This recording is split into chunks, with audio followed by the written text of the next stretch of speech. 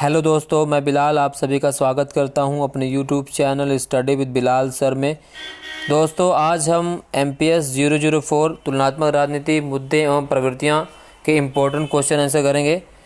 ये MA first year के छात्राओं के जो चौथा पेपर है, जो 26 फरवरी 2021 को होने वाला है, उसके लिहाज से ये टॉप 20 क्वेश्चन मैंने बनाए हैं और इनमें से अधिकांश प्रश्न हूबहू आगामी परीक्षा में आपके आने वाले हैं।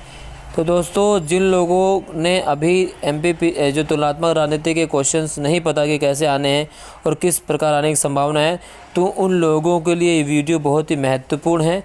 वीडियो को पूरा देखें, स्किप ना करें। और जिन लोगों द्वारा चैनल को सब्सक्राइब नहीं किया, तो चैनल को ज़रूर सब्सक्राइब कर लें, क्योंकि हमारे चैनल द्वारा इसी तरह के इम्पोर्टेंट वीडियो हर सब्जेक्ट का लगातार हम इस चैनल पर डाल रहे हैं, जो आपकी परीक्षा के लिहाज से काफ़ी महत्वपूर्ण है। चाहे वो BA प्रोग्राम हो, हिस्ट्री ऑनर्स हो, पॉलिटिकल ऑनर्स हो, MA पॉलिटिकल ऑनर्स हो, सभी के लिए। तो चलिए दोस्तों, आज का जो पहला प्रश्न इस सब्जेक्ट है, यानी MPS 004 इग्नू जो 26 तारीख को पेपर होने वाला है और दिल्ली यूनिवर्सिटी का, तो उसका पहला प्रश्न है दोस्तों कि उत्तर औपनिवेशिक समाज में अविकसितता को समझने के एक प्रतिमान के रूप में निर्भरता सिद्धांत का आलोचनात्मक रूप से परीक्षण कीजिए। जी हाँ, उत्तर औपनिवेशिक समाज की बात की जा रही है, यानी वह समाज जो औपनिवेशिक समाज के बाद स्थापित होती है और उसमें जो निर्भरता का सिद्धांत है, यानी जो विकसित देश विकास कर गए हैं उन पर जो अल्प विकसित देश निर्भर रहते हैं। जैसे विकासशील देश और विकसित देश में दो भागों में समाज को बांट दिया गया है। जो विकासशील देश है दोस्तों, वो अधिकतर विकसित देशों पर निर्भर हैं, या आप कह सकते हैं छोटे देश जो अभी भी विकास कर रहे हैं, विकासशील हैं, तो उसकी निर्भरता सिद्धांत के इसमें आपको आलोचनात्मक मूल्यांकन परीक्षण करना है। पहला क्वेश्चन बहुत ही इंपॉर्टेंट है दोस्तों, और इन सभी प्रश्नों का जो PDF है उसका लिंक मैंने डिस्क्रिप्शन में दे दी, वहाँ से आप जाकर डाउनलोड कर लेना, ताकि आप लोग आसानी से देख सकें। और इन प्रश्नों के उत्तर को भी मैं वहाँ पर डाल दूँगा, वहाँ पर आप जाकर देख सकते हैं। इसका PDF को डिस्क्रिप्शन में लिंक दे दिया मैंने, वहाँ से आप डाउनलोड कर सकते हैं जाकर। दूसरा क्वेश्चन क्या पूछता है दोस्तों कि डेविड स्टर्न के सामान्य अवस्था, यानी डेविड स्टर्न के सामान्य व्यवस्था सिद्धांत के मूल विशेषताओं का वर्णन कीजिए। प्रश्न नंबर 3 पूछता है कि राज्य को परिभाषित कीजिए, या राज्य की उत्पत्ति के मार्क्सवादी और सामाजिक अनुबंध सिद्धांत के बीच अंतर का विश्लेषण कीजिए। राज्य को परिभाषित कीजिए, राज्य क्या है, और इस राज्य को परिभाषित करने हमको राज्य के तत्वों की भी व्याख्या करनी है। जैसे राज्य 4 तत्वों से मिलकर बनता है। इसमें जनसंख्या, क्षेत्रफल, संविधान और संप्रभुता जो होती है महत्वपूर्ण योगदान रखता है। इसके अलावा इसमें मार्क्सवादी सिद्धांत को भी आपकी व्याख्या करने की, मार्क्सवादी के अनुसार राज्य क्या है, क्योंकि मार्क्सवाद एक राज्यविहीन और राज्यविहीन समाज की स्थापना करने पर बल देता है, क्योंकि वो कहता है कि उसके अनुसार जो राज्य है वो वर्ग विभाजन करता है, पूंजीपति वर्ग और मजदूर वर्ग में। तो ये भी इम्पोर्टेंट, काफ़ी क्वेश्चन इंपॉर्टेंट है, ये मोस्ट इंपॉर्टेंट क्वेश्चनों में से एक है दोस्तों इनमें से, तो इसे भी कर लीजिएगा। इसका भी जो उत्तर है मैंने डिस्क्रिप्शन में दिया, वहाँ से आप डाउनलोड कर सकते हैं। अगला प्रश्न है, प्रश्न नंबर 4 है, राष्ट्रवाद क्या है, राष्ट्रवाद के अध्ययन के विभिन्न दृष्टिकोण का वर्णन कीजिए। तो राष्ट्रवाद क्या है और राष्ट्रवाद के अध्ययन के विभिन्न दृष्टिकोण का वर्णन कीजिए। क्वेश्चन भी इम्पोर्टेंट है।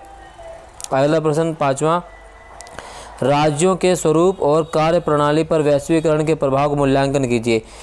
दोस्तों, जो राज्य के स्वरूप है और राज्य की जो कार्य प्रणाली है, कि जो राज्य किस कार्य प्रणाली पर आधारित है और वैश्वीकरण का इस राज्य के कार्य प्रणाली पर क्या प्रभाव पड़ा है, इस तरह के जो क्वेश्चन दोस्तों बहुत ही ज़्यादा इंपॉर्टेंट है। और मैंने उन्हीं क्वेश्चनों के लिए जिन क्वेश्चंस के पूछे जाने की प्रबल संभावना है, एक बार फिर कह दे रहा हूँ, अगर आपने अभी तक कुछ भी नहीं पढ़ा है MPS 004 यानी तुलनात्मक राजनीति में, तो आप बस ये 20 क्वेश्चन कर लीजिए, और मैं आपको आशा दिलाता हूँ, गारंटी देता हूँ कि ये उन्हीं क्वेश्चनों में से आपके क्वेश्चन आने वाले हैं, जो 20 क्वेश्चन यहाँ पर मैंने बनाए हुए हैं। तो चलिए अगला प्रश्न दोस्तों क्या है, ग्रेबियल एलमंड का संरचनात्मक कार्यात्मक दृष्टिकोण क्या है, व्याख्या कीजिए।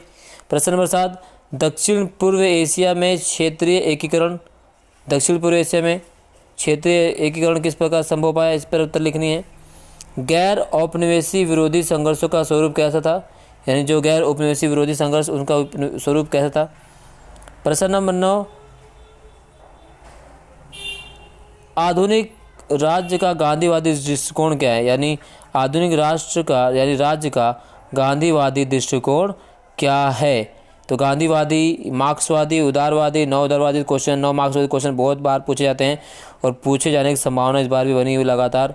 प्रश्न नंबर 10 है दोस्तों, अंतर्राष्ट्रीय संगठन और राज्य संप्रभुता से आप क्या समझते हैं। तो दोस्तों अंतर्राष्ट्रीय संगठन के बारे में क्वेश्चन आएगा, चाहे वो IMF हो, चाहे वर्ल्ड बैंक हो, या अंतर्राष्ट्रीय संगठन का विश्व तुलनात्मक राजनीति में क्या प्रभाव पड़ रहा है, उससे क्वेश्चन पूछे जाने की संभावना बराबर रूप से बनी होती है। अफ्रीका के लिए संघर्ष, यानी अफ्रीका में नस्लवाद और वहाँ पर रंग-भेद की नीति किस प्रकार के लिए वहाँ पर संघर्ष किया गया, किस प्रकार नेल्सन मंडेला और महात्मा गांधी के संघर्ष ने वहाँ पर नस्लवाद को समाप्त किया और एक नए राष्ट्र की उत्पत्ति की।